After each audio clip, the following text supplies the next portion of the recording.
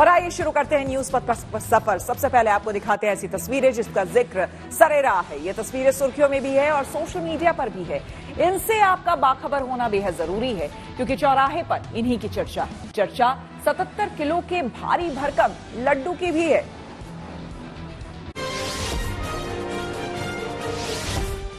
केंद्रीय मंत्री अमित शाह ने दिल्ली में अपने मंत्रालयों में कार्यभार संभाल लिए हैं। वो सुबह गृह और सहकारिता मंत्रालय के दफ्तरों में पहुंचे और फिर वहां अधिकारियों से मुलाकात करते हुए कमान संभाल ली।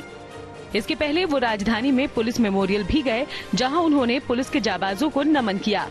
उधर अमित शाह की पत्नी सोनल शाह ने फिर से सरकार बनने के बाद अयोध्या में श्री राम जन्मभूमि में दर्शन किए।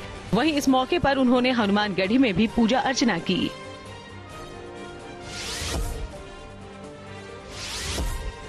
मोदी सरकार में शामिल ज्यादातर मंत्रियों ने अपने कार्यभार संभाल लिए हैं। इनमें जेपी नड्डा, अश्विनी वैष्णव, शिवराज सिंह चौहान और चिराग पासवान समेत दूसरे नेता शामिल रहे।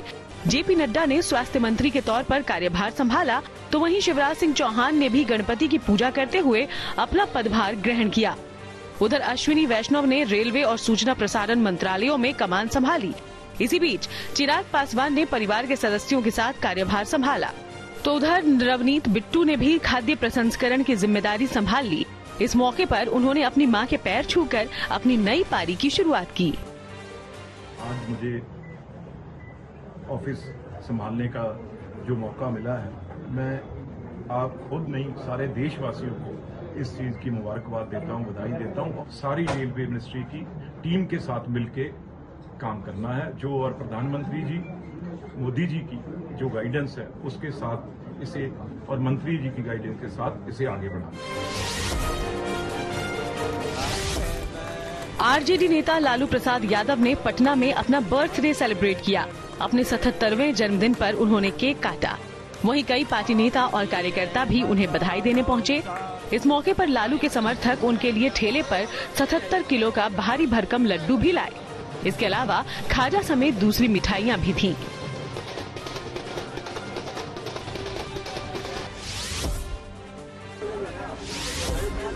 लखनऊ में वंदे भारत ट्रेन में अचानक भीड़ के घुसने का ये वीडियो सोशल मीडिया पर वायरल है। दावा है इनमें कई लोगों के पास इस ट्रेन की टिकट नहीं थी। ऐसे में जब वहां इतने लोगों के चढ़ने से अफरा तफरी मची तो बड़ी मुश्किल से लोगों को समझाकर और अनाउंसमेंट करवाकर ट्रेन से उतारा गया। इस वीडियो को कांग्रेस ने सोशल मीडिया पर शेयर किया। ये वंदे भारत एक्सप्रेस सुबह 5:30 बजे लखनऊ से देहरादून जाती है। यूपी के हापुड़ में एक युवक को टोल प्लाजा के बूथ को जेसीबी से तोड़ना महंगा पड़ा। इस घटना से जुड़ा वीडियो जैसे ही वायरल हुआ तो पुलिस ने आरोपी को गिरफ्तार कर लिया। दावा है कि ये युवक टोल नहीं देना चाहता था, लिहाजा टोल मांगने पर युवक ने टोल कर्मचारियों से बदसलूकी की और फिर 2 बूथ तोड़ डाले। ये घटना छिजारसी टोल प्लाजा की है। जिंदगी का सफर सुहाना हो, इसके लिए सावधान रहना जरूरी है।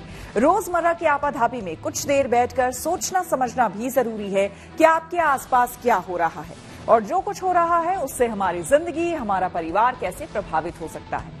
इसलिए हॉर्न बजाकर बाखबर करने वाली खबर जरूरी होती है। और आज की ये खबर छात्रों के भविष्य से होने वाले खिलवाड़ से जुड़ी हुई है। मेडिकल कॉलेजों में दाखिले के लिए हुई नीट परीक्षा के नतीजों में हुई धांधली को लेकर उठा तूफान थमने का नाम नहीं ले रहा।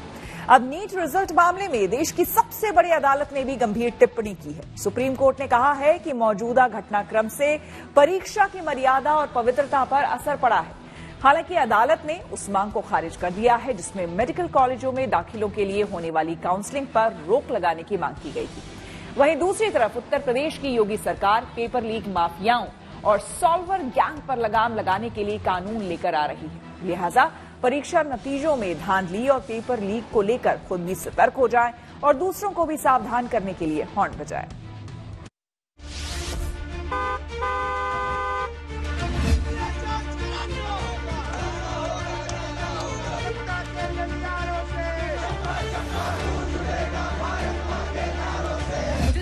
मेरा OMR चेक चाहिए, चाहे वो असली हो चाहे वो नकली हो। एक्सपेक्टेड रैंक मेरी 6000 to 8000 आनी चाहिए थी। आप लोगों ने जो इतना बड़ा रैंक में इन्फ्लेशन लाया, ये किस बेसिस पर एकदम से आ गया? छात्रों और संगठनों के इस हंगामे में दर्द भी है, सवाल भी है और सपनों के बिखर जाने का मलाल भी है। नीट में धांधली के आरोपों से जुड़ी हर एक खबर पर गुड न्यूज टुडे लगातार नजर बनाए हुए है और इस पूरे मामले को प्रमुखता से दिखाया जा रहा है। 5-6 नंबर नहीं, 10-10 नंबर नहीं, 40-40, 50-50, 100-100 नंबर, उसमें बच्चा जस्ट लाखों रैंक पीछे जा रहा है। और अगर हम सोचते कि हम काउंसलिंग कर रहे हैं, हमें कोई कॉलेज मिल जाता, भले ही MBBS नहीं, कोई भी कॉलेज, वो नहीं मिलेगा। टाइम के बदले सर टाइम होता है, टाइम के बदले मार्क्स समझ ही नहीं आया कैसे मिल गया। 100-100, 150-150 नंबर ग्रेस मार्क्स मिला है। किसी बच्चे के 500 आ रहे थे, उसको 150 मिल गया तो 650 उसके बन गए नंबर ऐसे ही। और जो मेहनत करके 650 लाया उसको सीट नहीं मिल रही है। जब से नीट के नतीजे आए हैं तब से उस पर सवाल ही उठ रहे हैं। ऐसे में नीट रिजल्ट में कथित धांधली को लेकर तमाम याचिकाएं कोर्ट में लगाई गई हैं। उन्हीं में से एक याचिका पर मंगलवार को सुप्रीम कोर्ट में सुनवाई हुई, लेकिन देश की सबसे बड़ी अदालत ने नीट काउंसलिंग पर रोक लगाने से फिलहाल इनकार कर दिया। ये नंबर्स कैसे आए हैं, तो फिर एनटीए ने जवाब दिया था कि ये एक्चुअली उन्होंने ग्रेस मार्क्स दिया है और ग्रेस मार्क्स से ये श्रृंखला बन सकती है। तो जाहिर सी बात है कि ये किसी भी सोचने वाले व्यक्ति को मजबूर करेगा कि ग्रेस मार्क्स दिए गए तो क्यों दिए गए, इतने सारे ग्रेस मार्क्स क्यों दे दिए गए। 67 बच्चे कैसे रैंक 1 होल्डर्स हैं, जो कि किसी साल नहीं होता। बहुत ही मुझे रिएक्टिव अप्रोच दिखती है कि कोई मुद्दा उठ रहा है, 719 नंबर कैसे आया, हमें कुछ नहीं बताना है। अरे आपने ग्रेस नंबर हिस्ट्री में पहली बार दिए हैं, आपको थोड़ा भी डर नहीं लग रहा था? आपको साथ में लिख देना चाहिए था कि इस बार हमने ग्रेस नंबर दिए, इतने बच्चों को दिए हैं, इस बेसिस पे दिए हैं, ये सारी चीजें। आपने कुछ नहीं बोला। परीक्षा के नतीजों में धांधली और पेपर लीक के बढ़ते मामलों ने देश में उत्तर से लेकर दक्षिण तक छात्रों के भविष्य को अंधेरे में डाल दिया। अपने घर परिवार से दूर ये छात्र देश के अलग अलग शहरों में जाकर सालों तक पढ़ाई करते हैं।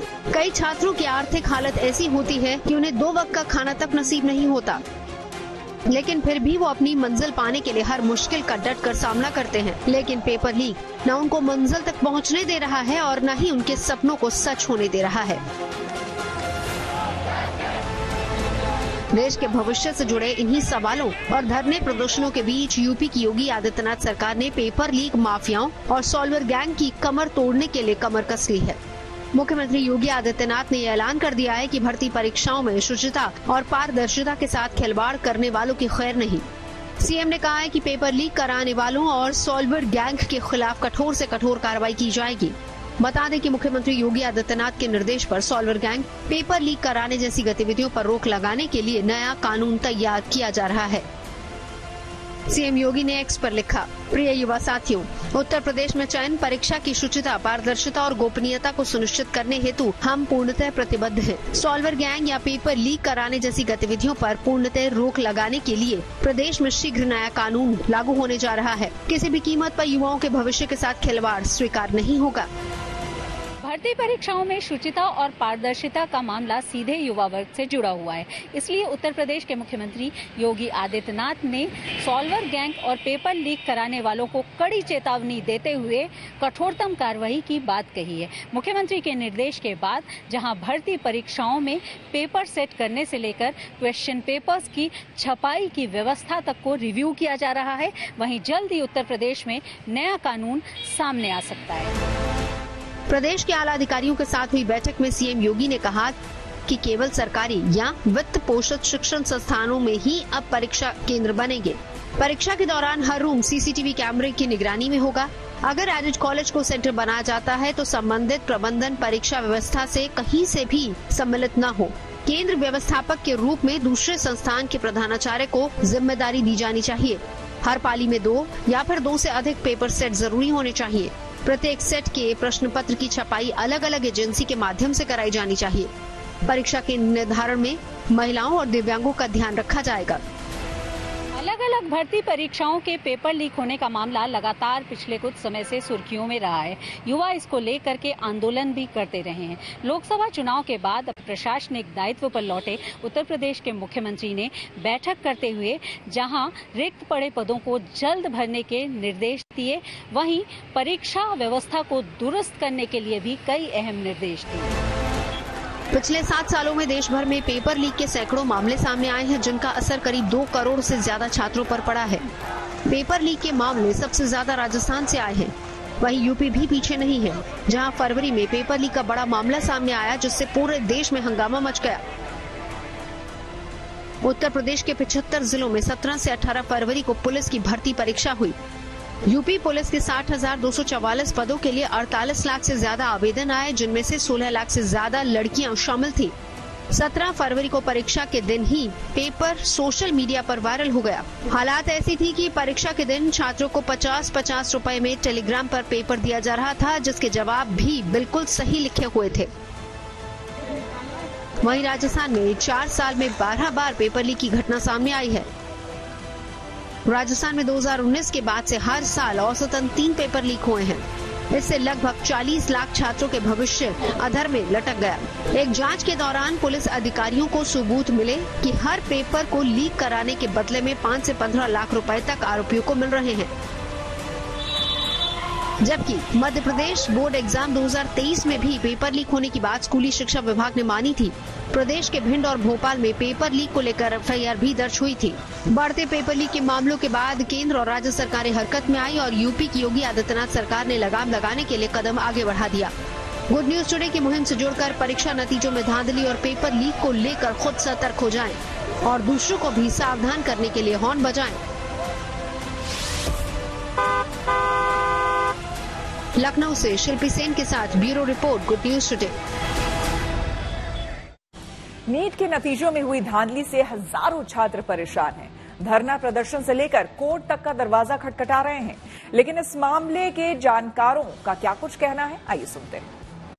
ओवरऑल स्टूडेंट पर इसका इफेक्ट आया है, क्योंकि जो बच्चे अभी तैयारी कर रहे हैं उनके दिमाग में है कि अब मैं क्या करूं, कितना स्कोर करूं।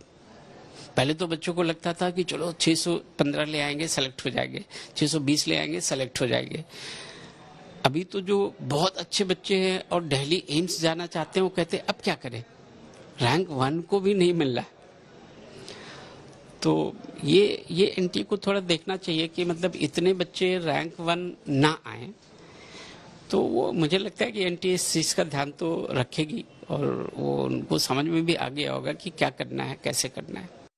चंद्रबाबू नायडू बुधवार को लेंगे शपथ। आइए सीधे आपको लिए चलते हैं न्यूज एक्सप्रेसवे पर, जहां देश भर की कुछ और जरूरी खबरें कर रही हैं आपका इंतजार।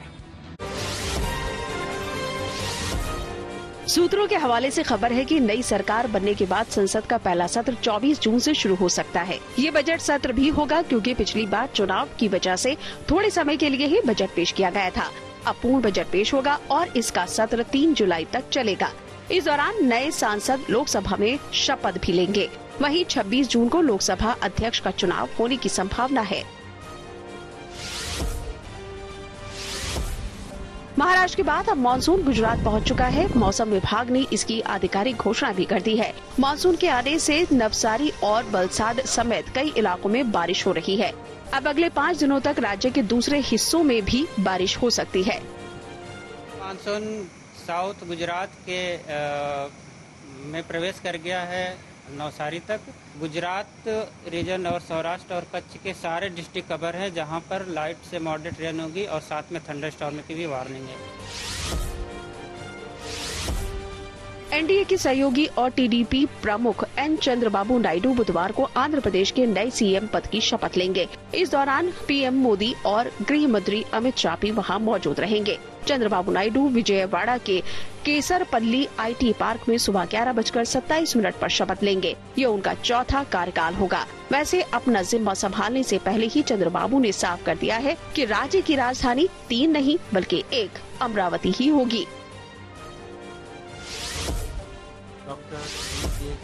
गुजरात में 5 नए विधायकों ने शपथ ले ली। इन्हें विधानसभा अध्यक्ष शंकर चौधरी ने विधायक पद की शपथ दिलाई। कांग्रेस के पूर्व प्रदेश अध्यक्ष रहे अर्जुन मोढवाडिया भी अब आधिकारिक तौर पर बीजेपी के विधायक बन गए। इस तरह गुजरात विधानसभा में बीजेपी विधायकों की संख्या 161 हो गई। पिछले दिनों लोकसभा चुनाव के साथ गुजरात विधानसभा की 5 सीटों के लिए उपचुनाव हुए थे, जिसमें कांग्रेस से आए 4 पूर्व विधायक और 1 निर्दलीय विधायक बीजेपी के टिकट पर चुनाव लड़ा था और सभी जीत गए। नीट परीक्षा पर हो रहे विवाद के बीच सुप्रीम कोर्ट में सुनवाई हुई। इस दौरान अदालत ने परीक्षा रद्द करने और काउंसलिंग पर रोक लगाने से इनकार कर दिया। साथ ही आरोपों पर एनटीए यानी नेशनल टेस्टिंग एजेंसी से भी जवाब मांग लिया। यूपी के नोएडा में पुलिस ने एक शानदार पहल की है। दरअसल वहां हर थाने के बाहर प्याऊ और टेंट लगवाए गए हैं ताकि राहगीरों को गर्मी से बचाया जा सके। पुलिस की इस पहल की लोग काफी तारीफ कर रहे हैं। खबरों के एक्सप्रेसवे से आगे रुक करते हैं सियासी ढाबे का, जहां आज की सबसे दिलचस्प खबर मौजूद है। मोदी सरकार के मंत्रियों ने कार्यभार संभालने के बाद कामकाज शुरू कर दिया है। प्रधानमंत्री मोदी ने अपने मंत्रियों को पहले 125 दिनों के प्लान पर मिशन मोड में काम करने की सलाह दी है। वहीं विपक्ष सरकार के नए मंत्रिमंडल को लेकर तंज कस रहा है और कह रहा है कि प्रधानमंत्री मोदी ने कई मंत्रियों को मंत्रालय के नाम पर सिर्फ झुनझुना पकड़ा दिया है। हालांकि मोदी सरकार के मंत्रियों ने विपक्ष के इन आरोपों को बेबुनियाद बताया है। हालांकि विपक्ष लगातार ये सवाल भी उठा रहा है कि महाराष्ट्र में एनडीए और घटक एनसीपी मोदी सरकार में शामिल नहीं है, तो शिवसेना के अंदर से कैबिनेट की कुर्सी को लेकर आवाज उठ रही है।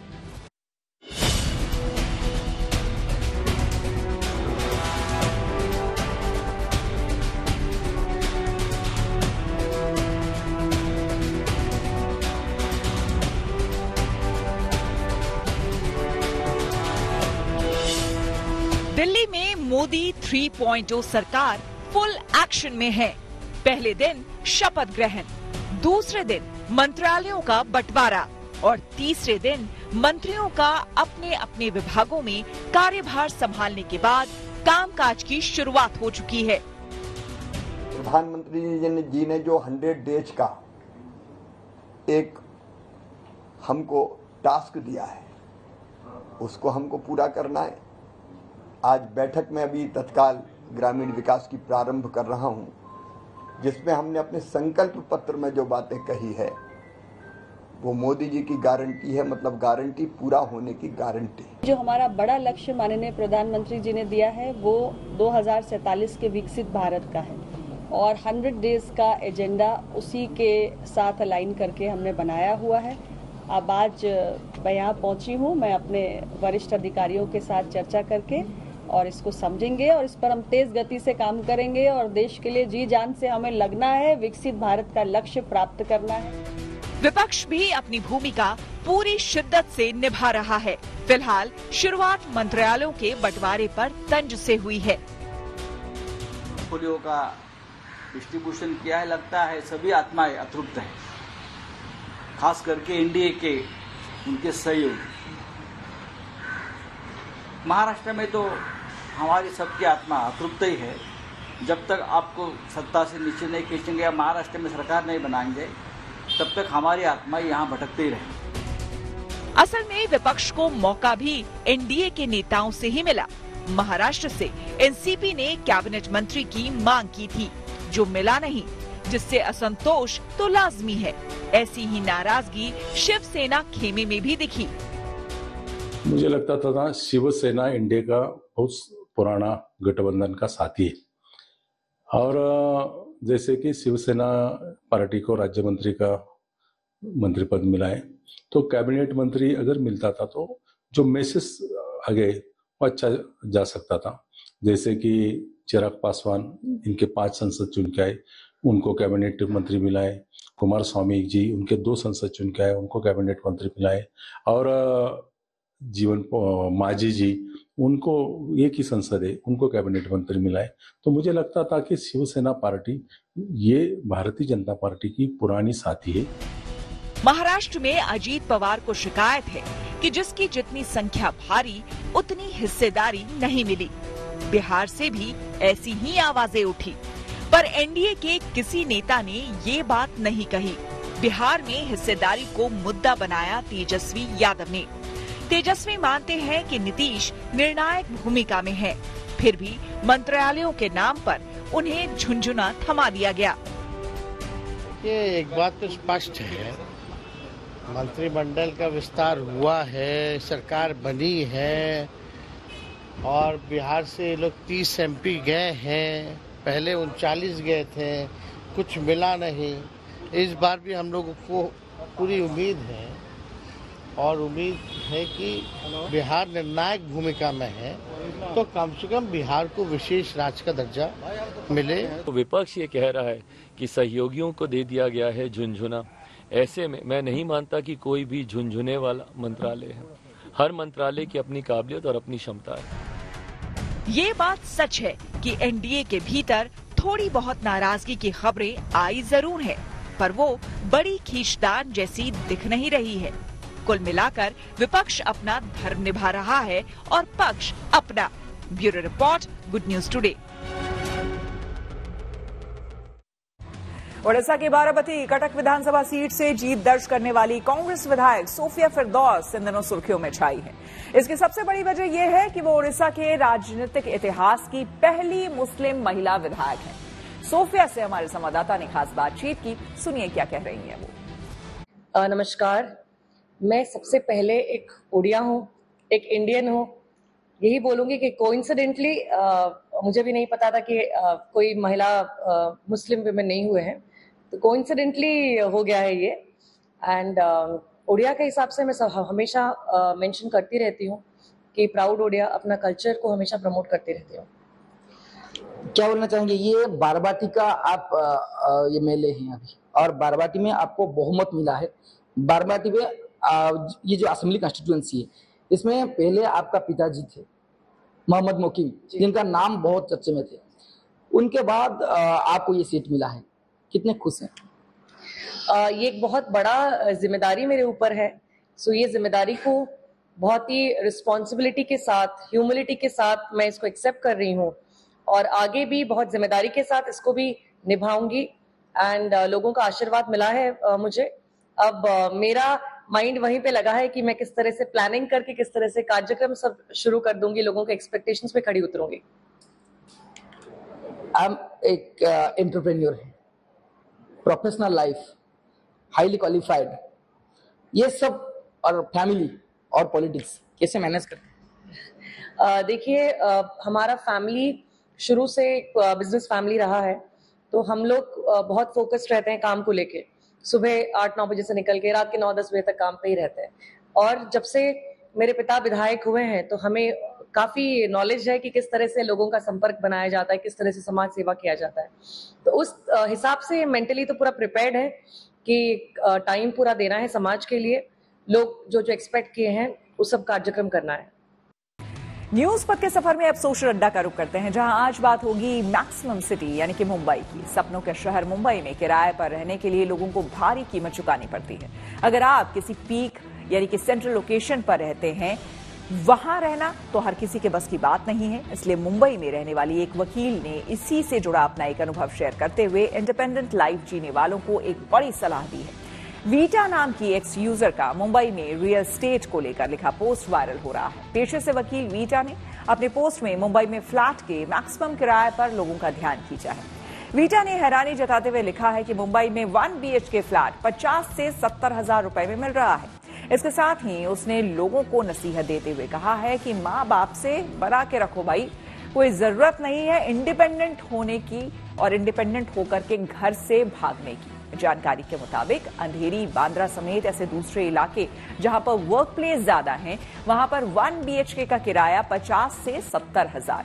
वीटा ने अपने पोस्ट के जरिए लोगों को सलाह दी है कि अपने परिवार के साथ ही रहने में समझदारी है, न कि महंगा किराया देकर इंडिपेंडेंट तरीके से जीने में। वीटा ने यह भी लिखा है कि इतनी तो कई लोगों की सैलरी भी नहीं होती जितना मुंबई में किराया मांगा जा रहा है। वीटा का पोस्ट पढ़ने पर कई यूजर्स ने रिएक्ट किया। एक ने लिखा कि मलाड और गोरेगांव जैसी लोकेशन में 25 हजार के अंदर 1 BHK मिल सकता है।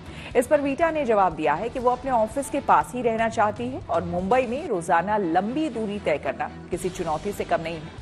इसी तरह और भी यूजर्स ने वीटा को दूसरी जगहों पर सस्ते किराए वाले फ्लैट लेने की सलाह दी, जिस पर वीटा ने लिखा उसे लोगों से ज्ञान की जरूरत नहीं है क्योंकि वो मुंबई में 6 साल से रह रही है और कई जगह बदल चुकी हैं।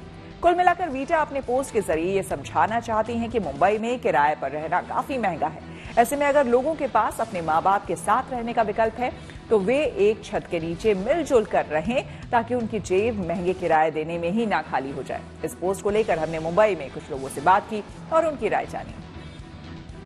हमें अपने पेरेंट्स के साथ ही रहना चाहिए, इससे मैं भी अपने पेरेंट्स के साथ ही रहता हूँ, जॉब भी और मेरी सैलरी भी बचती है। सही है, हमारी जॉइंट फैमिली है, मैं भी सब फैमिली जॉइंट में रहती है। अच्छा है, पेरेंट्स साथ में रहना चाहिए। मैं खुद बैचलर में रही हूँ ना, तो मुझे पता है कि कैसा होता है कि बैचलर में रहना माँ बाप को छोड़ के।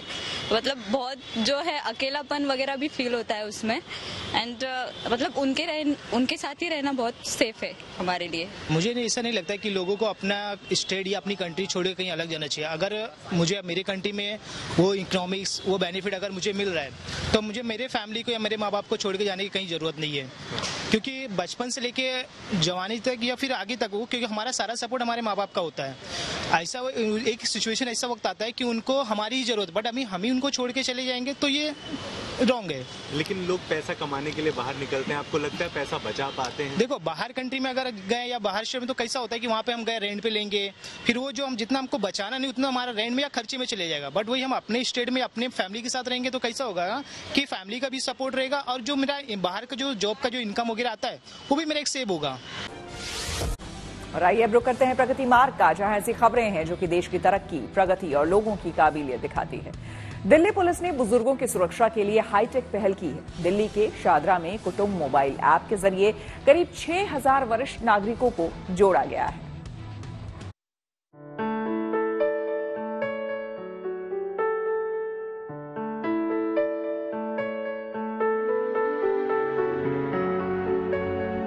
ढलती उम्र में बुजुर्गों की हिफाजत पूरे समाज की जिम्मेदारी होती है और दिल्ली पुलिस ने इस जिम्मेदारी को पूरा करने के लिए एक नायाब तरीका निकाला। शाहदरा जिला पुलिस ने सीनियर सिटीजन्स के लिए कुटुंब नाम से एक ऐप तैयार किया है। किसी भी इमरजेंसी में बुजुर्ग इस ऐप के जरिए फौरन पुलिस से मदद मांग सकते हैं। इस ऐप में लॉगिन करने के बाद सीनियर सिटीजन्स को तमाम तरह के ऑप्शंस दिखाई पड़ते हैं, जैसे कि यहाँ पर आप देखिए पुलिस लिख कर आ रहा है, फायर ब्रिगेड लिखा हुआ है, एम्बुलेंस लिखा हुआ है, अदर्स लिखा हुआ है। इनमें से वो किसी भी ऑप्शन पर क्लिक करते हैं तो उन्हें वो चीज तुरंत, वो सुविधा तुरंत मिल जाएगी। जैसे कि उन्होंने अगर पुलिस पे क्लिक किया तो तुरंत देखिए 112 नंबर लिख के आ गया, वो चाहे तो यहाँ से आराम से पुलिस को कॉल कर सकते हैं। ऐसे ही अगर वो फायर ब्रिगेड पर क्लिक करते हैं तो उन्हें फायर का नंबर लिख के आ जाएगा।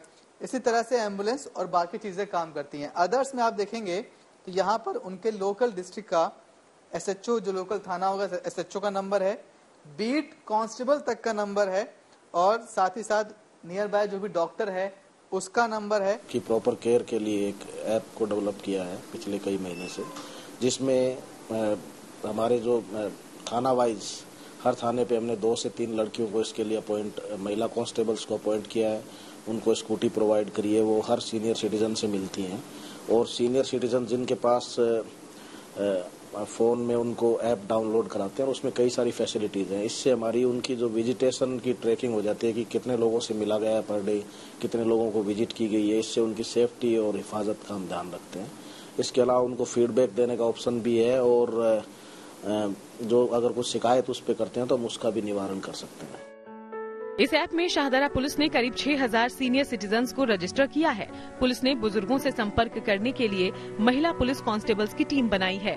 ये टीम ही सभी को ऐप को इस्तेमाल करने की जानकारी दे रही है। इस ऐप में बुजुर्गों की सारी डिटेल्स सेव रहती हैं। ऐप की मदद से पुलिस जरूरत पड़ने पर किसी भी बुजुर्ग के घर की लोकेशन ट्रेस कर सकती है।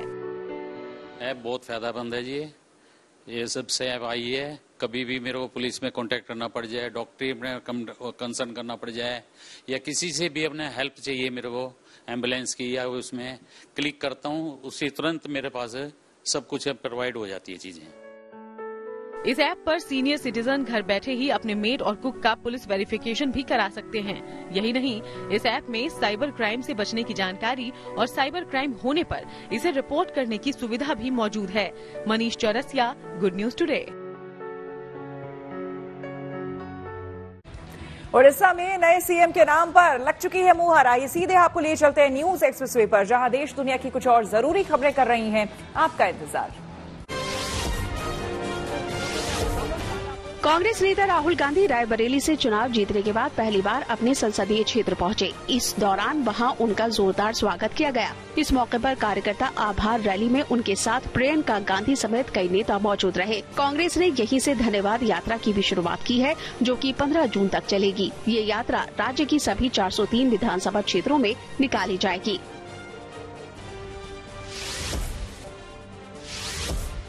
ओडिशा में मोहन चरण मांझी नए सीएम होंगे। इसके अलावा 2 डिप्टी सीएम प्रभाती प्रविदा और केवी सिंह भी बुधवार को शपथ लेंगे। विधायक दल की बैठक में इसका ऐलान किया गया है। इस दौरान पार्टी पर्यवेक्षक के तौर पर रक्षा मंत्री राजनाथ सिंह और भूपेंद्र सिंह यादव मौजूद रहे।